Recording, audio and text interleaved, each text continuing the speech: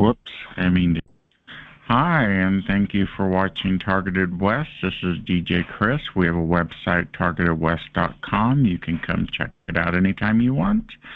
We have, of course, a guest tonight, and his opinions are that of his own, and the participants are that of their own, and not that of DJ Chris or Targeted West. It's show number 202.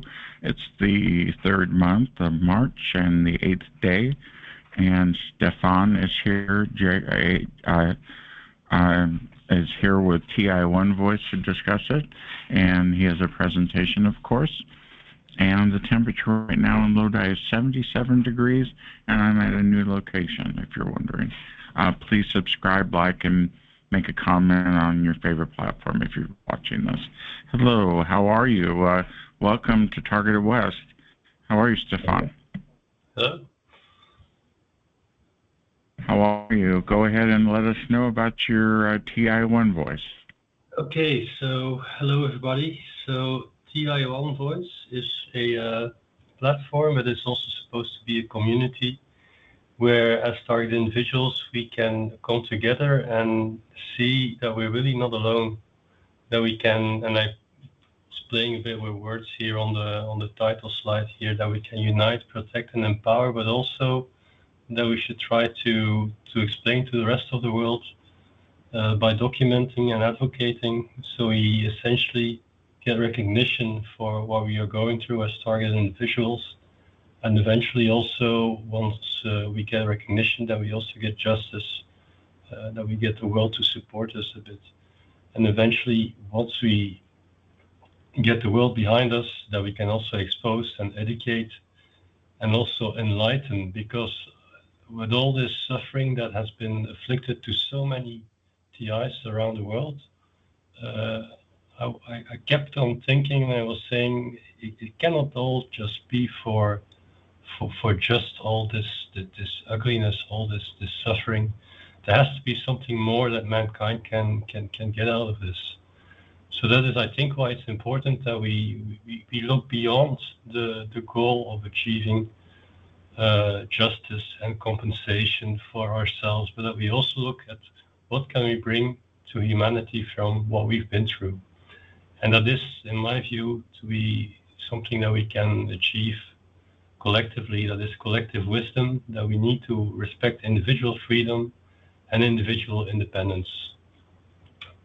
So just a few words of inspiration. So on the agenda, so we're going to look at the challenge that we face as TIs. Then we're going to first look at the declaration. That is actually where it started from, with the TI1 Voice. Declaration started with a legal document that I drafted, where we can, but I'll go in detail about it in a moment. And then I'll jump right into the demo of the TI1 Voice platform. So it's an app. We'll look at the features and the capabilities. And then we'll also look at the documentation tools. Also, it's built based on AI, so we'll have a look at the AI capabilities that are in the platform. I also want to pause a moment on security and privacy, because I mean, as you know, probably many of you have also already been hacked on their phones, on their computers. So when I started to build this platform, I made sure that it is secure, that it is protected against hacking. So I wanted to pause a bit about how I accomplished that.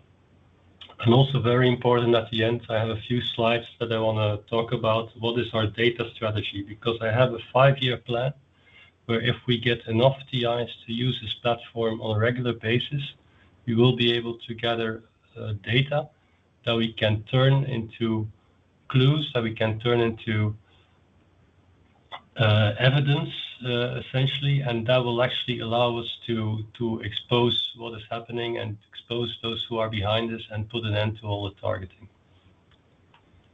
Okay, so the challenge. So as TIs, we are often in isolation. We have some scattered communities throughout the world, but there's not really a single tool that allows us to bring us all together. And these 3 challenges are what I'm trying to address with the TI1 Voice platform. Now, the declaration. So this is a legal document that when you sign up for the TI One Voice platform, that we ask you to sign digitally. So what is this declaration? So like I said, it's a legal document that explains what a target individual is. So we're talking about V2K, directed energy weapons, and so on. I explain in that document also what is the injustice that we are facing, the torture, the assault, the crimes against humanity, the human rights violation. It also explains the document what we demand as TIs, this justice, recognition, criminal accountability, and protection, of course. And so if you sign the declaration, it empowers you to speak for all other signatories and allows us to also do things like file collective complaints, even pursue class actions. So it really allows you to if you agree with the declaration, that you can say towards the whole world, look, this is who we are, this is what we're going through, this is what we want, because I signed it in declaration. I'm not alone asking this. There's a whole community behind this asking for this.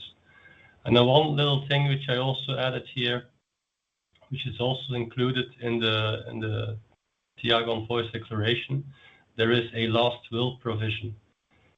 Unfortunately, as many of you will know all too well, there's a lot of TIs that have died. Many of them have been pushed to commit suicide. Well, we want to make sure that if that happens to a TI who has signed the TI One Voice declaration, that this is not in vain. Even beyond the grave, there is a last will provision in this document that allows that once the perpetrators or the abusers of the person who would have died would be known, that we can still pursue them in justice even after the person who was the victim of that abuser has perished. Okay, any questions so far? No, keep going. That's great. Okay, so documents. So you will see in the demo, there's a lot of documents, but now, first of all, the documents that we're talking about are the declaration document. So the goal is that you review this, that you sign this. Your signature is captured in a blockchain, just like all the documents that you upload in the system or that you create in the system. They are tracked in a ledger, in a blockchain, which means that the whole system is set up so that everything that you create in there is tamper-proof. So they cannot be, if there's a change to the document, then it will no longer be in line with what is in the ledger.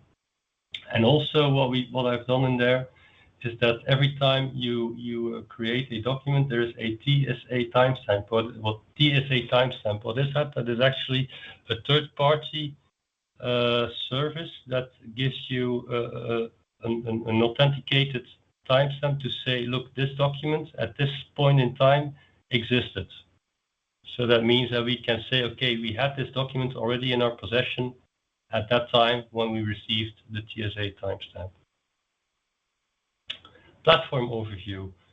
So what we have is a digital declaration. We have a community network. It's full of AI features that you will see. And we have a document manager. The goal of the platform is that we get TIs to document on the platform what we're going through. And I'll show you in detail what it is. So let's dive right into it. But before doing that, let me maybe just sign off so I can start from the very beginning. Okay, is my screen not too big? Because maybe the letters are a bit too small. Let me maybe resize. No, it looks fine. Okay? On my end. Yeah. Yeah. Okay. So this is the landing page. So before you sign in, if you go to onewithisk.org, you get this page. And there's already some functionality that is available without having to create an account. So first of all, you can already consult the declaration that I was just talking about. So this is a document here. You can have a look at that here. You can download it as well if you like. You can also click on the directory, and this actually shows where we are on the map. So all the signatories, you can see us on the map. So there's 110 signatories today After only 8 days being live, we already have 110 users, so I'm quite satisfied with that. So it shows us a bit that this is really a global phenomenon. We'll go back to the directory as I log into the system. Memorials. This is also, I think, quite important. I remember the people who are no longer with us. So here we have a list of the TIs who have died, and we can add more as we go further. Some statistics that you have here that are public as well gives you an idea about, for instance, what is the most reported form of manifestation, and so on. And as we go back to the landing page, you might have noticed there's this big box in the middle called the TI assistant. Well, this is the chatbot. This is supposed to be a companion for TIs that you can talk with. So if there's nobody around to support you and you want to have somebody to talk to, well, the chatbot is there. The TI assistant has been educated, if you will, to be very much aware of what TIs are, and it also talks to us in a way that we are being believed. So it's not like it will say, "Oh, what you're believing in conspiracy stories. You might need mental health care." No. It will always tell you. It will always believe you and accept that this is real what we are going through. So I can ask it a question here. Say, for instance, what are directed energy weapons? And it will start to give an answer.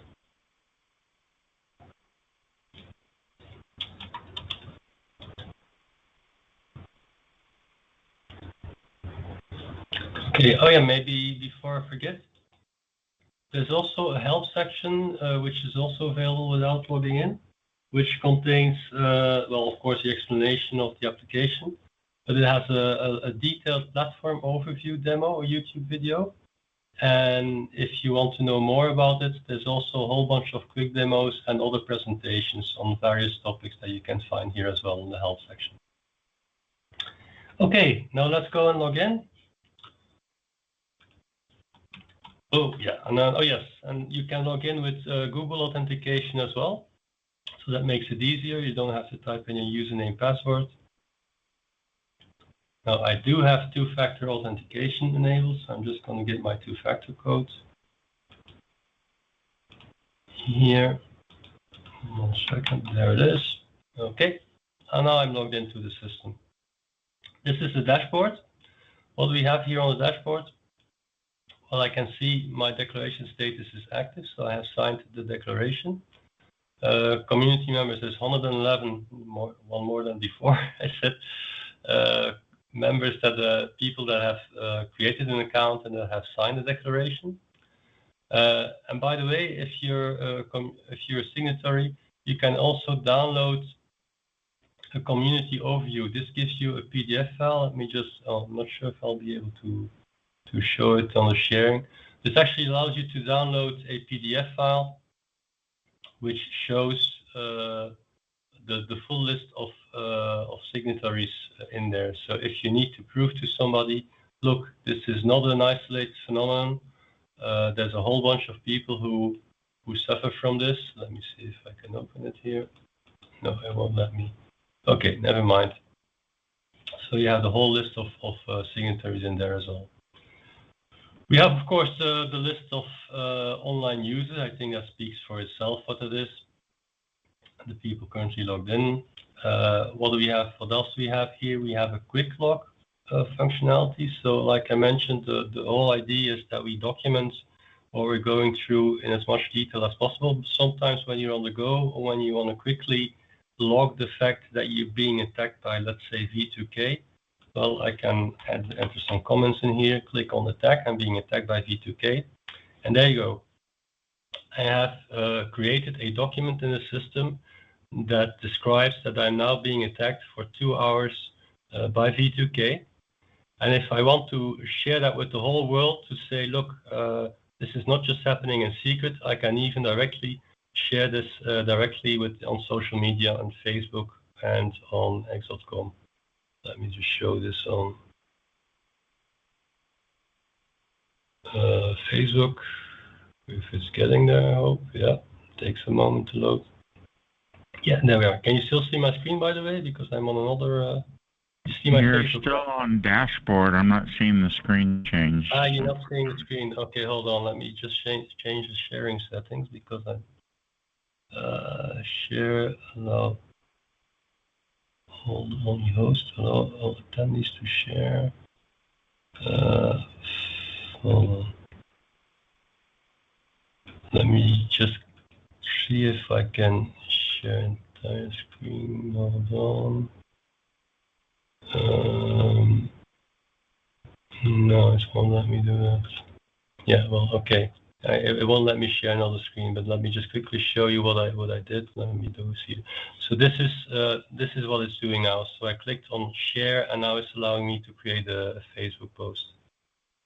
Okay, now I need to go back, stop sharing, and start sharing again. Continue. Yeah, I'm on the right one. Okay. You can still see my dashboard with the quick lock registration? I do now, yes. Yeah, okay, good. Okay, so that is quick lock, become a buddy. So what is this? It's especially intended for new TIs that are new to this. They can put themselves on the request a buddy list by clicking on request a buddy. I will not do that now because this sends out an email to all users of the system. And when there's somebody requesting a buddy, any user of the system can click to accept. And what happens then? What happens then is that there's an email sent to the requester of a buddy and the person who accepted to become a buddy to put both of those people in contact. So the idea is that then the buddy then reaches out directly to the requester so they can support the requester more closely, exchanging instant messaging details and phone numbers and so on. Okay. Further on at the bottom here, we have the community wall. So this is a bit of a social network functionality that I've built in with post-it notes. I got the idea my desk is always full of post-it notes, so I thought why not build a little bit of a social network functionality with post-it notes, or sticky notes, I think you call it in the US. Huh? So this is a small version of the community wall. You can go to the big version of the community wall. I click here on community wall. So here you have all of them. You can scroll them and can create a new one. Let's say background here. I'm in the TI call with TargetedWest and DJ Chris. Okay, post that on the wall. You can add an image as well if I want, and you'll see it back here on the community wall as well. Okay, any questions so far? No, I'm very interested in this. Can you please give us the website address right now so people, if they're listening to this or watching it, can do that? Look at your site, please. It's let me type it in the chat. Hold on, let me just quickly. If you can say it on the microphone for people who are going to be watching. Yeah, well, I'll just type it here. It's one.what I think you should know.org. There you go. It's in the chat. So it's one.witysk.org. O-R-G. Okay. For my people in the recording, they'll be able to check that out. Tell us more, Stephane. Sorry, what was that? Tell us more about your website. Yeah. Okay. So that was the dashboard. So let's have a look at the declaration that I was talking about. Now, I've already signed this before, of course. Now it's important that you sign the declaration in the application because without signing, you will not have access to all the functionality. Now, why is that? We're talking about sharing information amongst the signatories, like for instance, what the manifestations are that we're having, being attacked by V2K or directed energy weapons. So we do want to make sure that that is only done, that you can only do that once you agree to the terms in the declaration document. Now, just to explain you the signing process, I will unsign the document, which you can do at any time, by the way. The document is valid for 5 years, but you can unsign at any time, so there's no risk. When you want to sign the declaration, there's some information that we ask you to complete. So your real names, of course, so we're signing a legal document, so you really need to make sure that you enter your real name. No fake names are allowed. We ask when the targeting started. We ask an address. Street address is optional, but I do recommend that you have it. That's also easier for to show your position on the map. Then we ask you to check the boxes which manifestations you have, and finally you just confirm that you're ready to sign it and that you agree with the document, and you click on Sign Declaration. There you have it. Now, I was talking about the fact that this gets tracked in a blockchain, so this is actually the detail of the blockchain. Now, I've done this a bunch of times, so yeah, you see a bunch of times things here. Let's go to the next item on the left-hand navigation menu. There we have the directory again. So this was the map that we saw also on the landing page, but here you have a bit more information. Here you have the full list of users in the system that have signed the declaration. And you can search for users by country or so on. And also what you can do is you can click on the users. So let me try to, let's click on Ben, for instance. And then you see, if you click on the user's face pic, then you go to their user profile.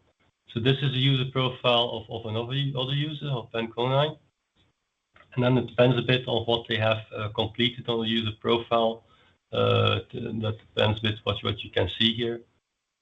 Let me go to my user profile, which I can do here. This is the editable version. Here you can see a bit more things. There's a bio, there's a banner, there's a face pic. Again, these community wall nodes, these are only the ones that I created. So this is what makes this kind of different from the other community wall sticky notes that you will see throughout the application. I can share my personal information if I want to. Some information about my family, education, employment history. There's even a photo album if you want to show people what you look like. I recommend people to do that as well. And then also there's the documents from your document library that you have shared publicly, which are also available here. And contact information as well as the social links. Let me maybe also show you the difference when I do this, because this was the editable version. If I go to this one, this is the view version. This is actually what you would see if you would go on my user profile. It looks a bit different, but essentially it's the same thing. Okay, the directory. What else do I have to say about the directory here? Yeah, you can also send a message to people directly here. So you can click. There's an integrated direct messaging system here in the system, here in the application, and it supports all kinds of features. Let me click on this group messaging, group message. So you have groups that you can create with more than one user. So this is one with 7 users. Also, what I've added in there is that you have inline translation. So if a user, I mean, often we get in touch with TIs from the other side of the planet who don't always speak the same language or don't speak English. Well, here I have inline translations that make it possible. Let me just show you an example of Salvatore, for instance. Yeah, this is a person who only speaks Italian. So with the inline translations, when I type something in English, it automatically translates it into Italian. And so the big font letters that I see in English here are for the other person in Italian. So that's automatically done with an AI translation that does this for you. So it's really quite useful to talk to all the TIs through this messaging app inside the app. Yeah, I was on the directory. Oops. There's some filtering capabilities which I've already shown you. For instance, if I want to show only the TIs from Belgium, let's see that. So here we have them all in Belgium. Not that many. If I go to the United States, yeah, there's a whole bunch of you there. Huh? This one person in Turkey in the United States, this looks like a bug. Anyway, okay, we talked about the community wall. We talked about the messages application. Let's look a bit at the document library.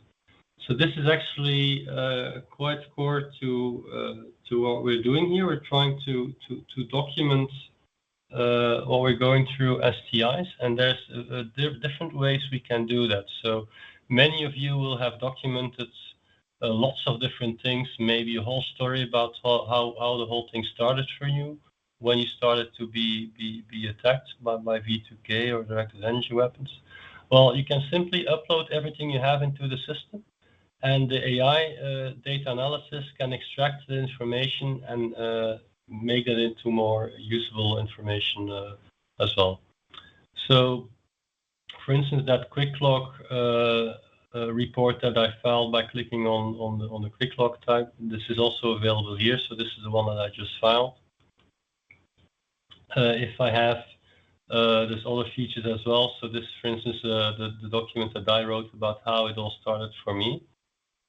We have some additional functionalities here as well. For instance, I can generate an AI summary of that document, as you can do for any document as well. If you want to be able to quickly read what it's about, the document, you can have an AI summary generate that, and you have a quick idea about what this is about.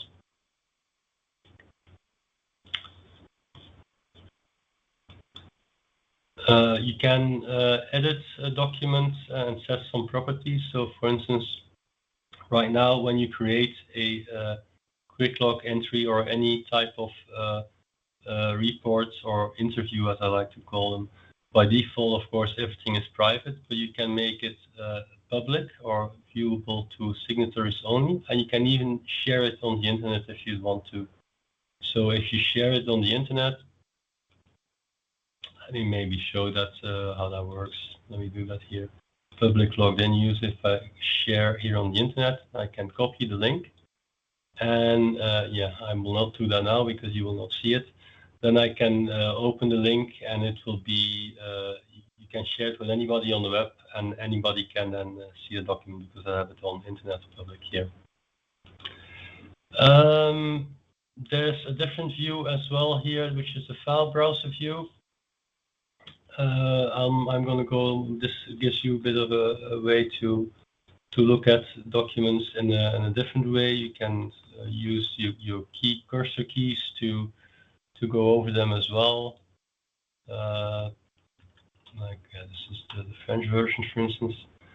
Like I mentioned, you can upload documents into the system. So everything you've already created about what you're going through yourself, you simply upload that into the system. Now, if that's a bunch of documents, you can also directly do a bulk upload. So you can select files or folders, and in one go, they all get uploaded into the system. A couple of caveats about that, or caveats or features, I should say. The system will check that you're not uploading any duplicate documents. So if you upload a duplicate document, that can be even that another user has uploaded the same document, and then you will be prevented from uploading that document again. And also good to know is that there is a spam filter. So this is to make sure that we don't have hackers or people who want to add data pollution into the system. There is an algorithm and an AI process that goes over every document that you upload in the system to make sure that it is not spam. So if you want to sell us and upload an advertisement for Viagra or something, that will be picked out, and you will not be allowed to upload that in the system. But this is a quick way to add everything you already have directly into the system. You can start writing documents right here if you want to. So there's an editor where you can start to create documents here as well. Okay. see, I just got a message. Let me quickly peek who it is. Okay, Wayne is telling me something. Then the knowledge base. What is a knowledge base? So this is a curated list of documents, research documents or books about the TI phenomenon. It's a whole bunch of different things. There's also this file browser view. Let me just show that to you. So, I can, I'm clicking on the wrong things. So let me just scroll down a bit. And so I can show you a few things here. So this is this knowledge base. It contains about a little less than 400 documents right now. This is available to everybody who has an account on the system. Now, why this is also very important is this is really what constructs the brain of the TI assistant. So I was showing you in the beginning in the landing page that we have this TI assistant chatbot that you can talk to, which is quite knowledgeable about the TI phenomenon. Well, that is because that chatbot knows all the documents in the knowledge base. So you can ask it about that. For instance, let me show that to you here. So let's say I want to see the book How to Tame a Demon from Robert Duncan. Show the book How to Tame a Demon. And normally it will be able to find it. And it will show it directly for me here in the window. While we're in the TI assistant, let me show you a couple of other capabilities. There's a whole range of capabilities that the TI assistant has. But it's really intended to be an empathic chatbot to provide you help about just about anything. So I can ask it, I'm being attacked by that energy and I'm in pain. What do I do? And it will give you useful advice.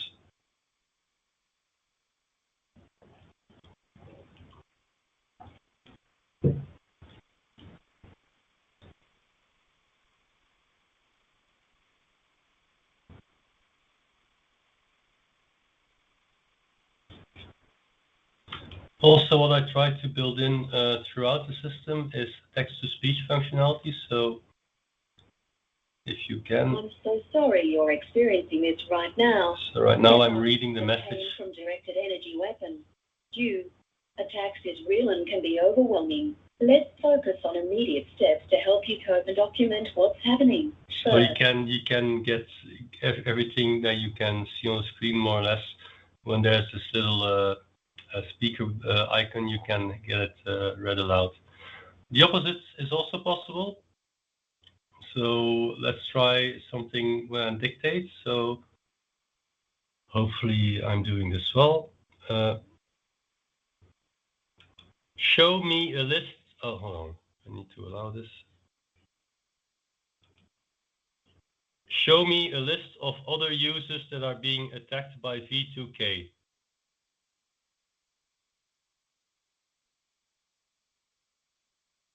Yeah, you see, so now I did text, speech to text.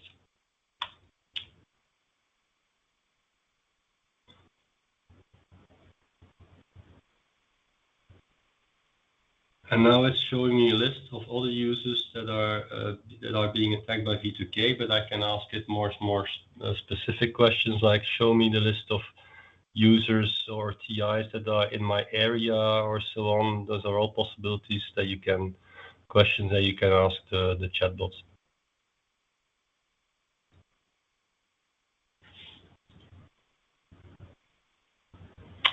And then also again the split view, so you can look at the different users directly at their user profile here in the system. No, there aren't many that have filled in a lot in the user profile, which is pity, but okay. Let's see. Okay, they're all quite empty. Okay, let's have a look at the rest of the functionality. Any questions so far, by the way? No, but we'll have a time where people will be able to ask you questions for sure. Okay. So we covered the knowledge base, and I showed you a bit of the TI assistant. Let's have a look at events. So here you can schedule events. Now, what is special about this? Well, when you create an event, you can select online, in person, and so on. But you can select this option, and then an email gets sent out to all the users of the system to make them to invite them to the event, essentially, to make them aware of this. So that way you can see that as well. There's also a calendar view that you have here as well. Memorials, this is almost the same as what we've seen on the landing page, except that there's two additional functionalities that you can do when you are logged in. First of all, you can light a candle. So just to remember the person that's no longer with us, you can light a candle. You can see how many candles have been lit for that person. And you can also write a tribute. So if you want to share your memories or words of comfort about the person that has died, you can add that here, and that will be displayed here on the memorial entry. Professional directory. So this is the idea. There's only one which I've added for now, but the idea is that if we have doctors or other people who can help us, that we put all their coordinates and information in here. So right now I have Jesse Beltran from MindNexus who can do scanning for implants for us. So he's added to the system. Statistics. There's a bunch of interesting statistics that you can see here. So you can see the user growth, for instance, the active users. What else is in here? So when has targeting started? I think when is targeting again? So you see some interesting numbers here as well, and so on. So I'll let you have a look at that. How many documents are in the system? So this is also quite important that we try to document as much as possible. So this line goes up. Interview me. Okay, back to the core of what we're trying to do is to really document what we're going through. Interview me is really the ideal way that we recommend to all TIs who use this platform to document what we were going through. The way that this happens is that there's 6 different types of interviews that you can take. We'll go through them a bit. There's a TI targeting onset. So this contains questions about how it has all started. There's an attack documentation. So when you're being attacked by V2K, Directed Energy, or anything else, you can, as soon as possible, we actually recommend that you do that as quickly as possible, even when the attack is still ongoing, that you try to document that as it happens, so the information remains fresh in your mind and you can document it well. Damage assessment. So this is really to document everything we've lost financially, health, personal losses, and so on. So there's a whole bunch of questions for that.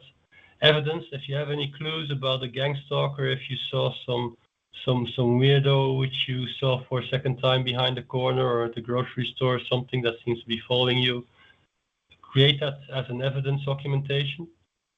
We also want to know what's happening in your life, so that we are able to correlate to see if this could be linked to anything specific during the data analysis. So therefore, we have the live event documentation. And there's a comprehensive TI interview. So this is quite a lengthy one. So this is 259 questions. But if you're new on the system and you really have a lot of energy to go and fill in a long questionnaire and conduct a long interview of yourself, that is, then you can do this one, because this one contains actually the sum of all the other 5 actually. So this contains the onset, the attack documentation, damage assessment, the evidence documentation, and live events. So it's a compilation of everything. Now let me show a bit how that works, the interview process. I will start an interview, and I will start the onset interview. So to document a bit how it all starts. Click on Start Interview. And here I am again in the TI assistant that is helping me to conduct the interview. And there's 2 ways to to complete the interview. I can answer the questions that the TI assistant, the chatbot, is asking me. So now it's asking me, what was the very first symptom or experience you now attribute to targeting? I started to hear voices, for instance. And then it's going on and asking you the second question. If you want to talk about something else, hold on, I'm not feeling too well. I've got a headache. What should I do? I mean, I can sidestep the whole thing. Then it will also give me advice.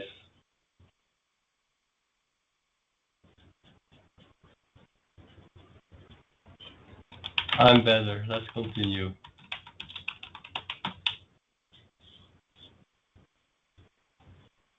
So and so on. So you can fill in all the questions that way by talking to the chatbot. Now on the right-hand side, we also have all the questions in a questionnaire format that you can go through and fill in everything directly. So that's another way to complete the interview. And another way, this is an onset interview. So this is about documenting how it all started. Now, if you've written that down already in a document, what you can do, and this is quite a good demonstration of how the AI features work here. I can go and select the document that I described. So this is I've now given it the link to the document Bluetooth in the head. So that's the name of the document that describes how it all started for me. It's analyzing that document now, and it's trying to find answers to all the questions in the questionnaire from that text document here. And it will find a whole bunch of them, actually. See, it found 45 of the 83 questions it has been able to answer. So now I will not complete the whole thing because that will take a bit too long. Know that you can interrupt the interview process at any time. So you can simply click stop. Okay. It will finalize the interview, see where you are. You get an overview, see what has been completed, what has not been completed. You see there's all this text that has all been completed based on the text that was extracted from the document that I let it read. And at any time, I can resume that interview as well. I can click on it here. So this is the one here. I can resume it here, and then continue like that. Now, what's also like I said, we want people to document what we're going through STIs on a regular basis. Ideally, we ask people to spend 30 minutes a week to document what we're going through, and that is mainly to fill in the attack interview. So every week that you have one report, at least one report within that describes how you've been attacked by the targeting. Now, to assist you with the work of regularly documenting this, we have enabled the document planner. So this is a feature that is not enabled by default. You have to enable it, and this then gives you a sort of planning based on some planning rules of what you need to document by when. So you can see where's the one here? Yeah, so I can see I still have to do an attack documentation. This one is actually overdue, or I can start to document from here as well. And this is also what is upcoming. And here on the recently finished, you can see what I've already completed in terms of interviews and it becomes the reports. Here again, you can share the completed interviews, a summary at least of that interview report. You can share on social media if you would like to do so. So on X and on Facebook. What else do I need to explain you about doc planners? So there's the planning rules that explain when what is the frequency of documentation per type of interview that we expect. And also there's the notifications. So you can choose to receive notifications by email or by message. By message, this is the instant messaging feature inside the app. And you can choose how many times the frequency of notifications, so from daily, twice a week, or weekly. Yeah, and this is a bit of a graphical overview, which I did from the status of where you are, but that was a bit of an artistical deviation from my behalf. Okay, so that's I think quite key. So we've shown you how you can upload documents about where you're going to. We've shown you how you can take interviews and do that on a regular basis with the doc planner here. And that is all about the documenting. What I also want to show you is the timeline functionality. So when you provide a lot of information in the system, you can have the system generate a timeline of your life, essentially everything that you've tell the system, it's able to extract that with AI functionality into a nice overview of your life. And you can download that in PDF as well. Okay, let's Very see. good. Anything else before we go to Q&A mode? From my end? We're going to go into Q&A mode in a moment. I still have a couple of slides I would like to show, if that's okay. Oh, go ahead. No worries. No worries. Go ahead. Okay, let's see. Maybe just a couple of before I do that, quickly on the settings, because people tend to be quite nervous about that. So we support two-factor authentication, which you've seen when I was logged in. What I also want to show you is the privacy settings. So if you would prefer not to share your real first name and last name with other users of the system, you can disable these, and then only the username will be shown with other users. Same as for other elements here, like your address, your phone number, your email address, or birthday. You can disable that if you like. There's also another feature which I have disabled right now, which is the AI advisor, which gives you context-sensitive help throughout the application. So if I navigate to somewhere, say on the declaration section, then the AI advisor gives me some context-specific help as well. Okay, that I think is, let me just turn this off because it's starting to, oh, there's another thing which I wanted to show you as well. Okay. Your data is always available there for you, so you can at any time export all the data that you've added to the system. So the data export creates a zip file with all your documents as well as an extract of all your data from the database. There's a legal version of this which contains the blockchain information as well as the TSA timestamps, and this is legally verifiable. So if you want to use it in court, you can show that this document was was available at that date, for instance.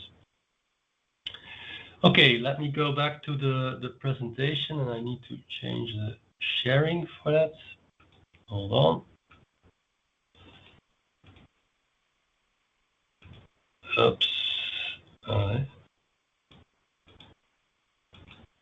Why is it not doing this?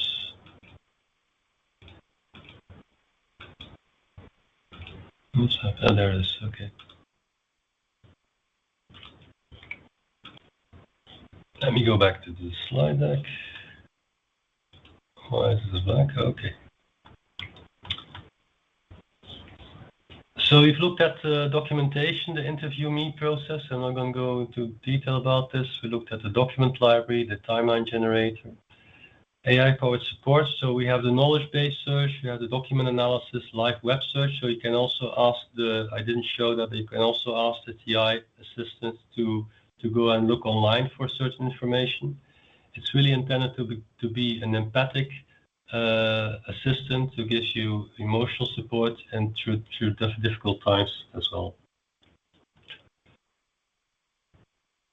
Security and privacy. So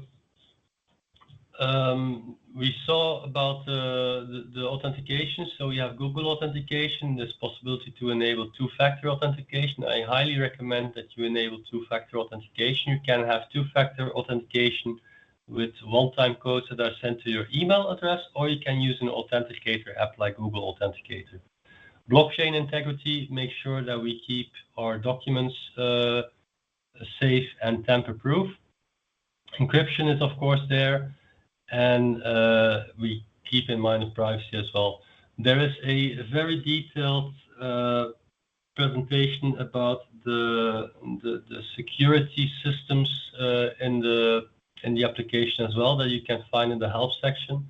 So if you have anybody, or if you would like to know more, if you want to know if this application is safe, if your data that you would share here is well protected from hacking and so on, have a look at that presentation. There's 6 different security systems built into the application.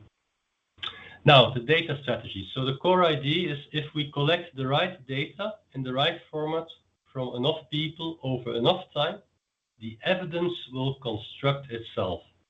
So that is the idea. If we get several hundred people to use this regularly in the next year or two, and then over 2-3 years we get thousands of people to do that as well. I mean, there's supposed to be 7.2 million TIs that are being targeted every day. So I think it should be possible to find a few thousand people amongst that group who are willing to use the system to document and contribute to the data that we're trying to gather. And why do we want to do this? Well, we want to analyze the data with the data analysis mechanisms from 3 different types of database: the relational database, a graph database, which is a network database, and a vector database. They all do different things. The graph database is really a database that really allows AI to automatically connect the dots, to really look for if you have 2 TIs in different locations at the same time experiencing the same kind of attacks. Well, that would be a connection that it would be able to make that otherwise would never be able to be made.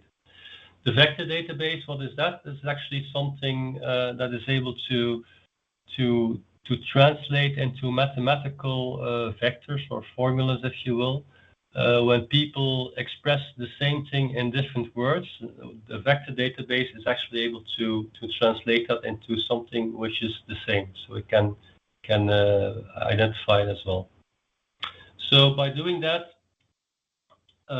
like I said, in different phases, phase 1 we hope to count, describe, and correlate and connect, and in phase 3, that is really year 3 to 5, we really hope to go beyond the fact that we are just gathering clues, but we really be able to construct evidence based on this. Because if one person is reporting something, then it can easily be dismissed. But if 5,000 people report the same thing, then it really becomes evidence, and it can no longer be dismissed. And this is really how we want to build this evidence. I've done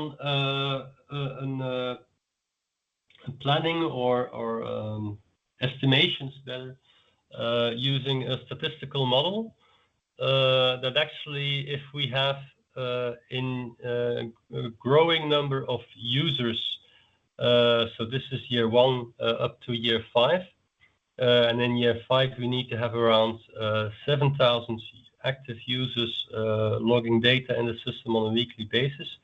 If we get to those kind of numbers, then we can really, it's almost guaranteed that we will be able to find enough data, that we will be able to find in the data who is behind it, and we'll be able to construct evidence that we can use to prosecute those behind the targeting. So if you're interested in that, there's some presentations on how I did those estimations as well. But it all depends on you. It depends on you and your willingness to be able to document what we're going through in the system, and to keep on doing that on a regular basis. It's not something that will allow us to stop the targeting tomorrow, but we really have a plan here that if we get enough TIs to use the system, that within 5 years, based on the statistical estimations, we will be able to not only stop the targeting, we'll be able to know who's behind it, and we'll be able to convict them and send them to jail. And maybe something to along the way, because I'm already talking about year 5, but somewhere around year 2 or 1.5 to 2.5, we will also be able to achieve recognition from law enforcement, from police, to start investigations. That will be the first one who will be able to do something with the leads that we find from all the data that we get. The second group from which we will receive recognitions are the politicians, because of course, as we become as we become larger in number, they will see us as a constituent, and they will start to recognize our phenomenon, and will be able to get support from the politicians and from the whole world, essentially, because the moment that the phenomenon gets recognized and no longer dismissed as mental disease, everybody is going to want to search and investigate who is behind this, and then we'll be able to get the resources to accelerate the whole approach.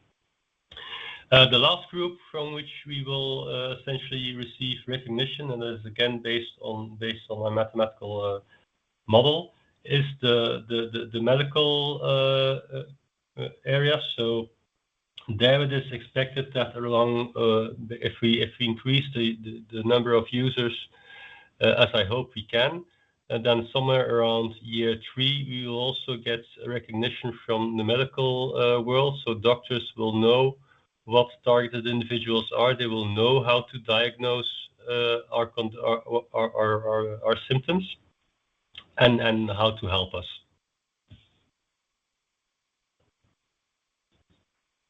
Okay, thank you. Are we going to the Q&A session now? Yeah, okay. Okay, we'll switch modes. See what people have to ask you.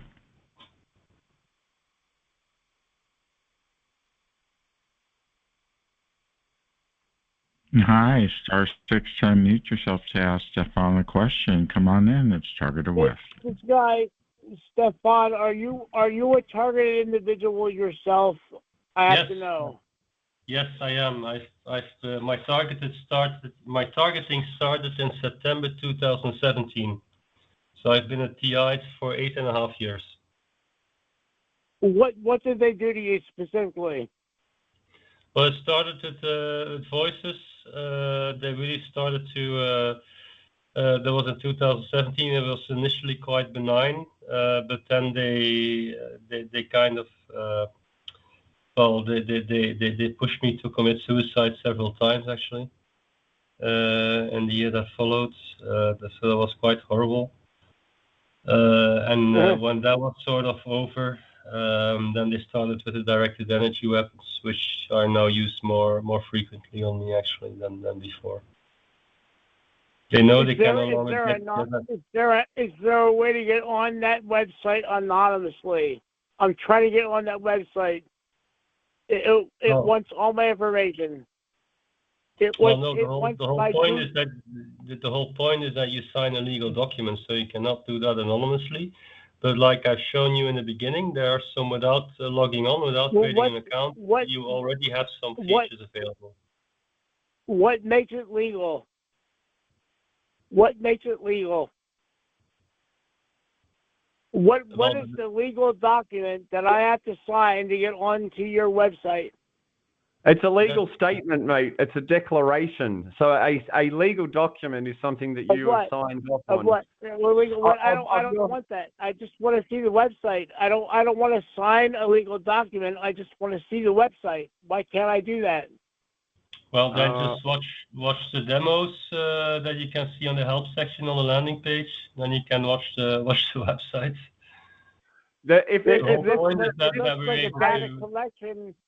It looks like a data harvesting operation to me. Okay, well, thank you. It doesn't look like it's going to help anybody.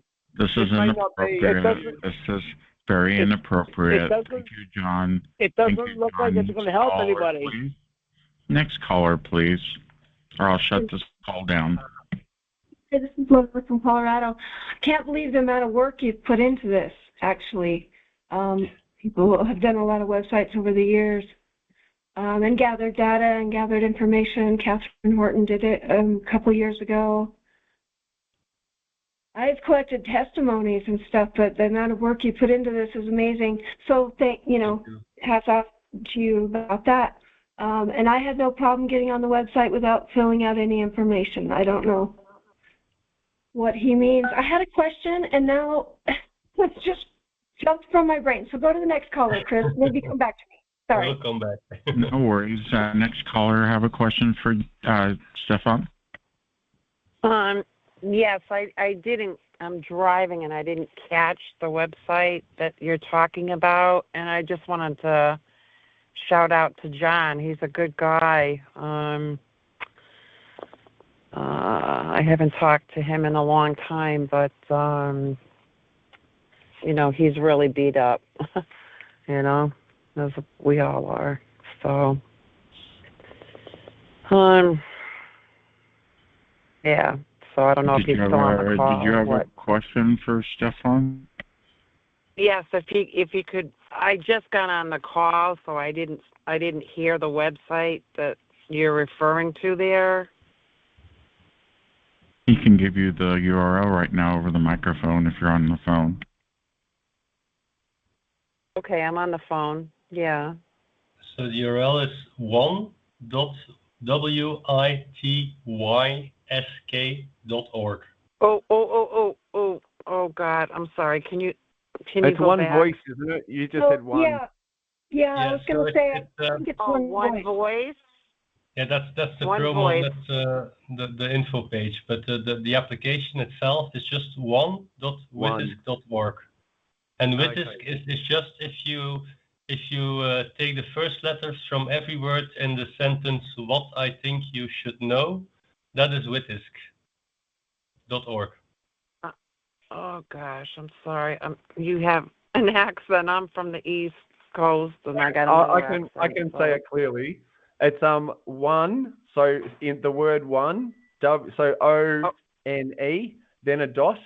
So one dot, and then one. Wait. One R-N-A. No.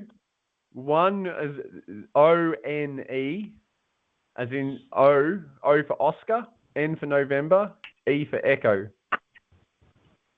So E. The word one, yeah, one dot, and then what? One. Oh. I'm sorry. One. The number one dot. No. The word one. Are you driving or?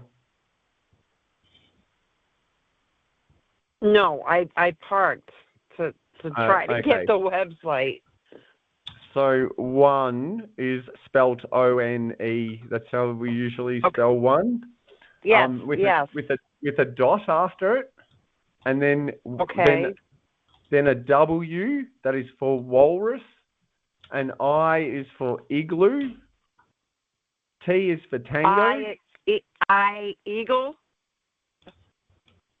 Oh my God. Are you deliberately doing this, or is it? No, I'm not. I really can't understand what you're saying. We got the first guy on, and he's trying to shoot down the whole thing, and now we've got another one who's can't follow. How about if you go to YouTube tomorrow, and the video will be there, and you can click on the link. Would that be better for you, ma'am?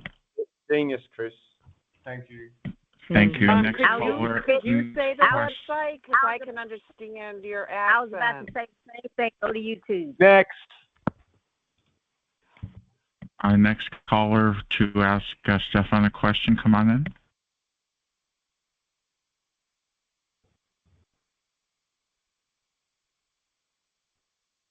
So all my my story of my life, I guess, and my testimony and all my stuff is in a Word program. Is that going to matter? Does it have to be a certain file type?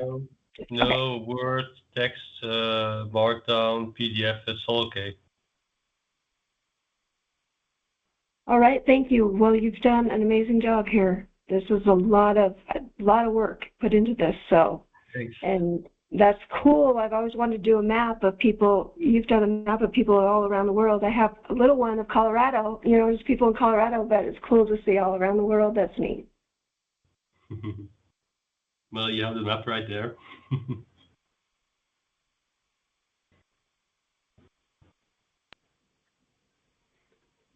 Any other questions? Thank you, Laura.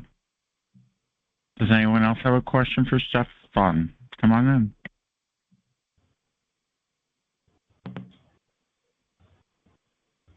I could make a comment. I think what Stephane's done. So my name's David. I'm reading from Australia.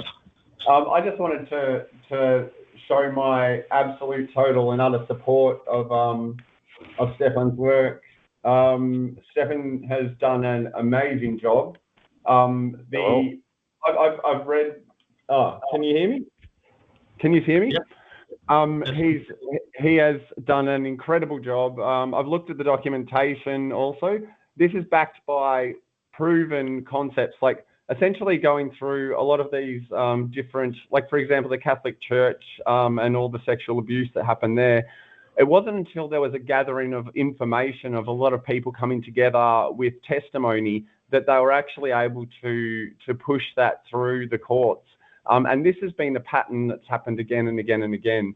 And so this is all based on where there's a lot of, we've got an authority like we have who are targeting us, and they're using their little systems to make our lives hell. And they've got all the power and stuff. All that falls down in the face of truth. And when we document our stories, this is an extremely powerful mechanism. And so I just want to, first of all, give my total 100% support to Stephane for what he's done. He's a brilliant mind, and everyone should get behind him. But most of all, Stephane doesn't even care whether you're behind him or not. All he wants is for people to be able to document what's going on with them. And let's be honest, as TIs, we all want to communicate what we're going through, and most people don't. It falls on deaf ears. If you wanted to make a difference, this is our mechanism. This is the tool. And so really support the system, get in there, put your details in so that we can build up this evidence, because in the end, if you walk into a courtroom with 1,000 screaming people all saying the same thing, there is no way this can be denied. And this is absolutely crucial. This is a genius idea. It's a brilliant system. I've seen it from the front end to the back end. I've seen the documents that have built it and the ideas and concepts, and it's a sound system. It's not a harvesting system like some people are trying to do. I think there's just perps on this call, to be honest, or people have been planted with stupid ideas. I honestly believe this is a genius idea, and it's grounded in real science and real concepts that can be applied at every level. So get in there. Thank you, Stephane. Thank you for your time. Thank you for that testimony. That's great. Let's see if anyone else has any questions before we go over to the book club.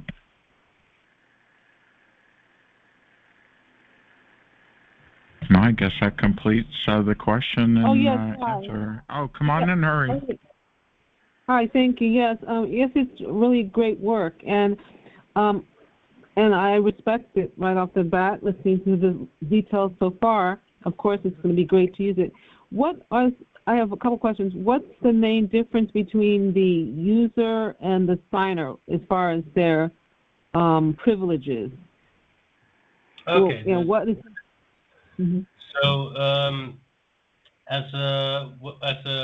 if you're a user who hasn't signed yet, you cannot see other people's user profiles, so you cannot look up details. You cannot look up other people. Period. Actually, you cannot start instant messaging, so direct messages are not available. You can look at the knowledge base. You cannot use the document library. Let me see what else is in there.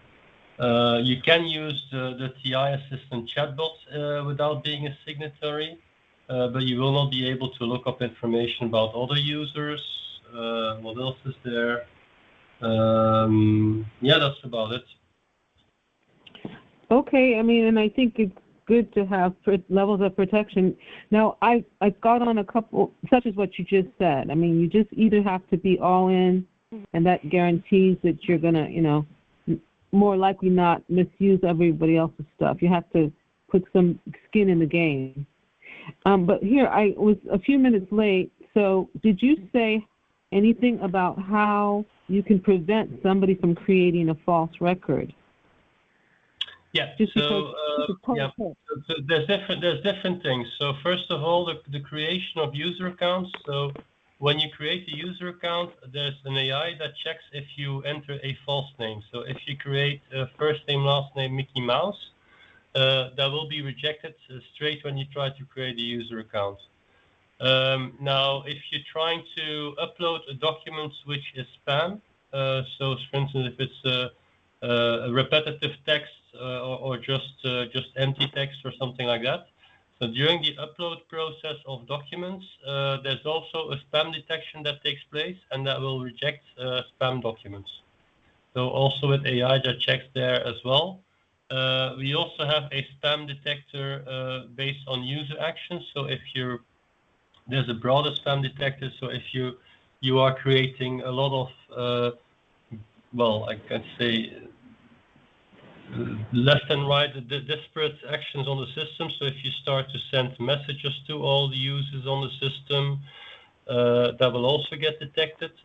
There's also, like in all web applications, there is rate limiting. So if you are trying to access the system very rapidly and a lot of the same functionality, and this is mainly to avoid automation being used. So if they are sending a bot to create stuff in the system, then that also gets detected by rate limiting and by some other detection mechanisms, and that user will get locked out of the system for a limited time. So there's thank you very much. Yeah, that sounds like a lot. But this is on the top of my head. By the way, okay, also I know this kind of thing is a growing working device or system, so you'll come up with this and that as we go along using the system. So that's something to understand, but thank you for thinking of so many aspects. You're welcome. Thank you for your question. I think that completes our session.